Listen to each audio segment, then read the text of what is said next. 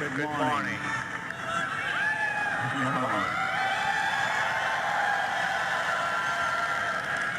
Welcome to Google I/O. It's a beautiful day, and warmer than last year. Hope you're all enjoying it. Thank you for joining us. I think we have over 7,000 people here today, as well as many people. We are live streaming this to many locations around the world. So thank you all for joining us today. We have a lot to cover. But before we get started, I had one important business which I wanted to get over with. Towards the end of last year, it came to my attention that we had a major bug in one of our core products. It turns out we got the cheese wrong in our burger emoji. Anyway, we went hard to work. I never knew so many people cared about where the cheese is. We fixed it. You know, the irony of the whole thing is I'm a vegetarian in the first place.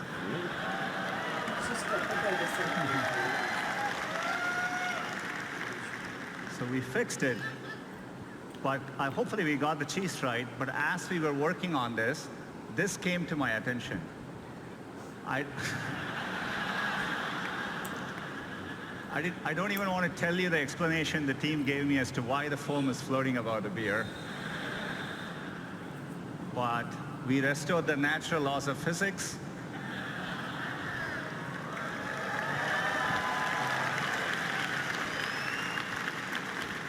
So all is well. We can get back to business. We can talk about all the progress since last year's I/O. I'm sure all of you would agree it's been an extraordinary year on many fronts. I'm sure you've all felt it. We're at an important inflection point in computing, and it's exciting to be driving technology forward. And it's made us even more reflective about our responsibilities. Expectations for technology vary greatly depending on where you are in the world or what opportunities are available to you. For someone like me who grew up without a phone, I can distinctly remember how gaining access to technology can make a difference in your lives. And we see this in the work we do around the world. You see it when someone gets access to a smartphone for the first time. And you can feel it in the huge demand for digital skills we see. That's why we've been so focused on bringing digital skills to communities around the world. So far, we have trained over 25 million people, and we expect that number to rise over 60 million in the next 5 years.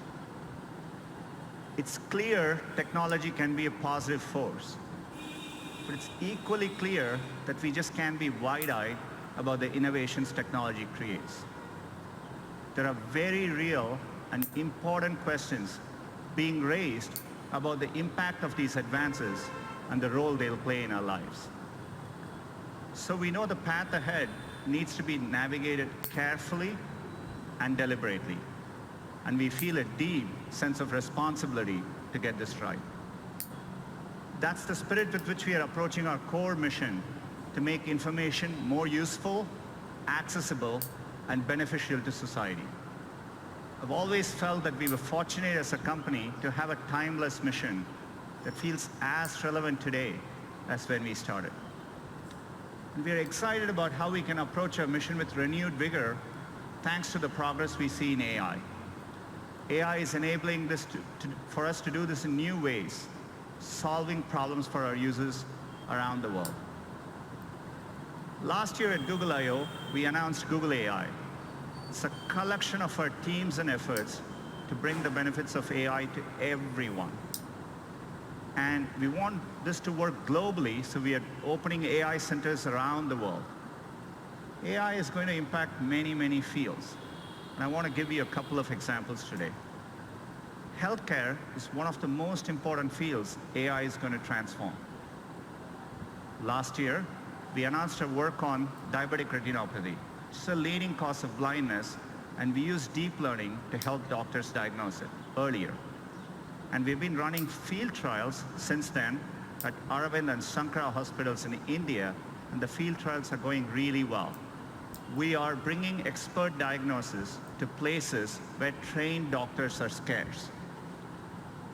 It turned out, using the same retinal scans, there were things which humans quite didn't know to look for. but our AI systems offered more insights. Your same eye scan turns out holds information with which we can predict the 5-year risk of you having an adverse cardiovascular event, heart attack or strokes. So to me, the interesting thing is that, more than what doctors could find in these eye scans, the machine learning systems offered newer insights. This could be the basis for a new non-invasive way to detect cardiovascular risk. And we just published the research, and we are going to be working to bring this to field trials with our partners. Another area where AI can help is to actually help doctors predict medical events. Turns out doctors have a lot of difficult decisions to make, and for them, getting advance notice, say 24 to 48 hours before a patient is likely to get very sick, has a tremendous difference in the outcome. And so we put our machine learning systems to work. We've been working with our partners using de-identified medical records. And it turns out if you go and analyze over 100,000 data points per patient, more than any single doctor could analyze, we can actually quantitatively predict the chance of readmission 24 to 48 hours before, earlier than traditional methods. It gives doctors more time to act. We are publishing our paper on this later today, and we are looking forward to partnering with hospitals and medical institutions. Another area where AI can help is accessibility. We can make day-to-day use cases much easier for people. Let's take a common use case. You come back home in the night and you turn your TV on. It's not that uncommon to see two or more people passionately talking over each other. Imagine if you are hearing impaired and you're relying on closed captioning to understand what's going on. This is how it looks to you. Danny Ainge level, but he's above the Colangelo level. In other words, he understands enough to... As you can see, it's gibberish. You can't make sense of what's going on. So we have machine learning technology called Looking to Listen. It not only looks for audio cues, but combines it with visual cues to clearly disambiguate the two voices. Let's see how that can work, maybe in YouTube. Not on a Danny Ainge level, but he's above a Colangelo level. In other words, he understands enough to... You said it was all right to lose on purpose. You said it's all right to lose on purpose and advertise that to the fans. It's perfectly okay. You said it's okay. We have nothing else to talk about. We have a lot to talk about.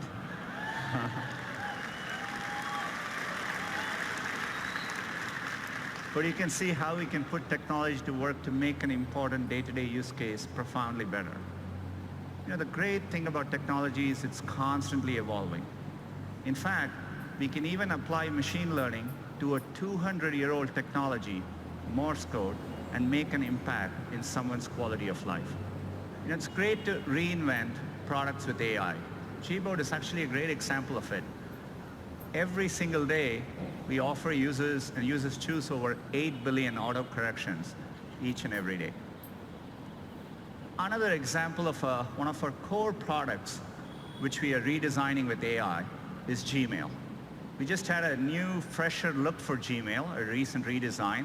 Hope you're all enjoying using it. We are bringing another feature to Gmail. We call it Smart Compose. So as the name suggests, we use machine learning to start suggesting phrases for you as you type. All you need to do is to hit tab and keep auto-completing.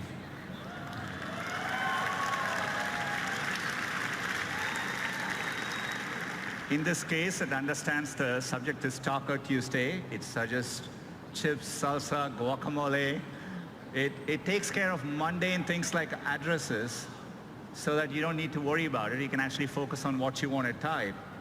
I've been loving using it. I've been sending a lot more emails to the company, not sure what the company thinks of it.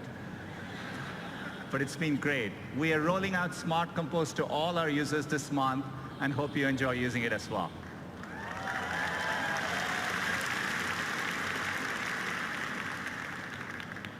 Another product, which we built from the ground up using AI, is Google Photos. Works amazingly well and at scale. If you click on one of these photos, what we call the photo viewer experience, where you're looking at one photo at a time, so that you understand the scale, every single day, there are over 5 billion photos viewed by our users each and every day. So we want to use AI to help in those moments. So we are bringing a new feature called suggested actions, essentially suggesting smart actions right in context for you to act on. Say, for example, you went to a wedding and you're looking through those pictures. We understand your friend Lisa is in the picture, and we offer to share the 3 photos with Lisa, and with one click, those photos can be sent to her. So the anxiety where everyone is trying to get the picture on their phone, I think we can make that better. Say, for example, if the photo in the same wedding, if the photos are underexposed, our AI systems offer a suggestion to fix the brightness right there, one tap, and we can fix the brightness for you. Or if you took a picture of a document which you want to save for later, we can recognize, convert the document to PDF, and make it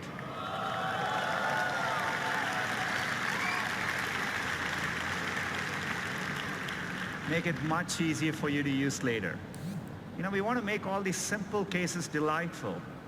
By the way, AI can also deliver unexpected moments. So for example, if you have this cute picture of your kid, we can make it better. We can drop the background color, pop the color, and make the kid even cuter. Or if you happen to have a very special memory, something in black and white, maybe of your mother and grandmother, we can recreate that moment in color and make that moment even more real and special.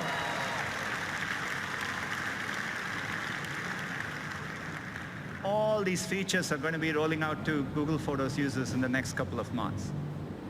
The reason we are able to do this is because for a while, we've been investing in the scale of our computational architecture. This is why last year we talked about our tensor processing units. These are special purpose machine learning chips. These are driving all the product improvements you're seeing today. And we've made it available to our cloud customers.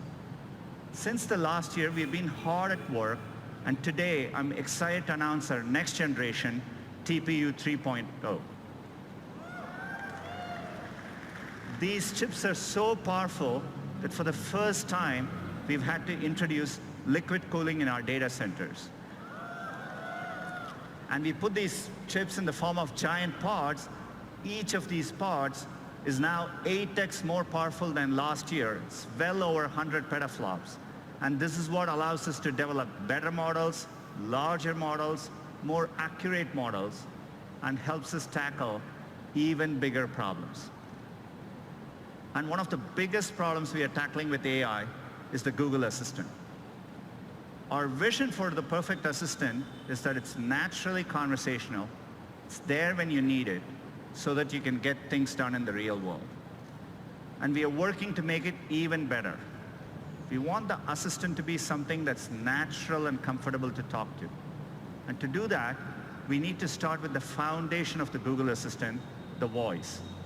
Today, that's how most users interact with the assistant. Our current voice is codenamed Holly. She was a real person. She spent months in our studio, and then we stitched those recordings together to create voice. But 18 months ago, we announced a breakthrough from our DeepMind team called WaveNet. Unlike the current systems, WaveNet actually models the underlying raw audio to create a more natural voice.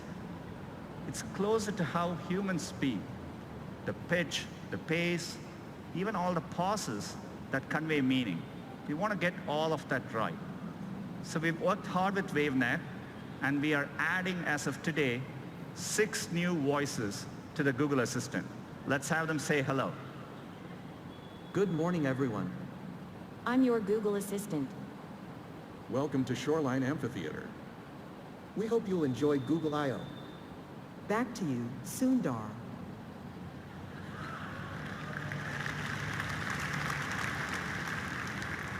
Our goal is one day to get the right accents, languages, and dialects right globally. WaveNet can make this much easier. With this technology, we started wondering who we could get into the studio with an amazing voice. Take a look. Couscous, a type of North African semolina in granules made from crushed durum wheat. I want a puppy with sweet eyes and a fluffy tail who likes my haikus. Don't we all? Happy birthday to the person whose birthday it is. Happy birthday to you. John Legend. He would probably tell you he don't want to brag, but he'll be the best assistant you ever had. Can you tell me where you live?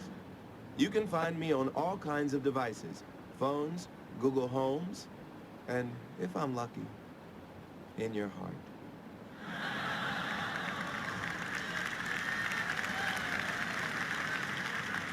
That's right, John Legend's voice is coming to the assistant. Clearly, he didn't spend all the time in the studio answering every possible question that you could ask. But WaveNet allowed us to shorten the studio time, and the model can actually capture the richness of his voice. His voice will be coming later this year in certain contexts so that you can get responses like this. Good morning, Sundar. Right now in Mountain View, it's 65 with clear skies. Today, it's predicted to be 75 degrees and sunny. At 10 a.m., you have an event called Google I/O Keynote. Then, at 1 p.m., you have margaritas. Have a wonderful day. I'm looking forward to 1 p.m. So John's voice is coming later this year.